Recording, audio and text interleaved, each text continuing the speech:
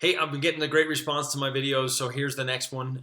As we walk through the process from start to finish, once we're under contract, we are going to want to get a home inspection. And now I will have clients ask me on occasion, what's mandatory? What can I get away with as a minimum? And my response is really to flip that around. We want to be looking at how much inspecting can we do up front before we close on the home. We want you to know exactly what you're getting for that big money that you're putting down. Maybe you're the largest investment that you'll make in your life.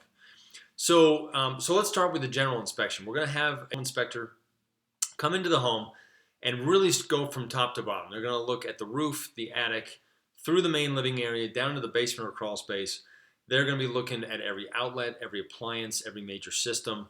They're going to be looking for any kind of water damage or anything that you can fathom. They'll be trained to check that out. And so once they do, they're going to provide you with a written report, and it's going to have pictures, and it's going to call out exactly what they found wrong. Now, understand, there's never been an inspection that I've been involved in, and I don't think there have been any in history, where there haven't been some problems. Brand new construction is going to have some problems because humans build houses and humans make mistakes. So all good. The idea is to know up front, and then we can go back to the seller and ask for some things to be fixed. Now, that's no guarantee the seller's going to agree to that, but at least we know, at a minimum, what we're buying when we get to closing. Now, sometimes the home inspector will identify some things that he or she may not feel comfortable going that next step, and they may recommend that you have another test done by a more specialized inspector. And so that's something we'll talk about when that time comes. The second test that I'm always going to recommend is a sewer scope. The reason is replacing or repairing the sewer line from your home out to the street is going to be the homeowner's responsibility and can be a very costly repair after the fact. Recently had a client who found a break in the sewer line which potentially could have cost $10,000 to $20,000 to repair. So instead, we put that back on the seller to have that taken care of prior to closing. And so the new buyer got to move into a home with a nice new sewer line.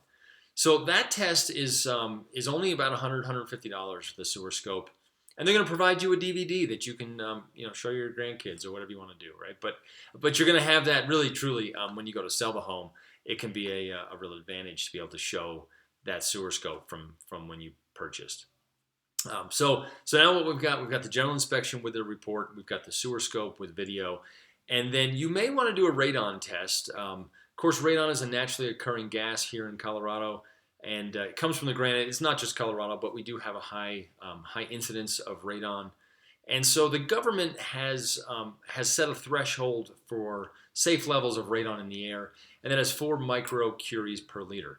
So we're going to have somebody go in again, if you choose, if this is a concern for you, to test the air, typically in the basement, because that's where you're going to find the highest concentrations, and come back with a result. Now, the good news here again, if we find a high reading, the seller will typically pay to mitigate that, since it is a safety factor, and it's really not that expensive.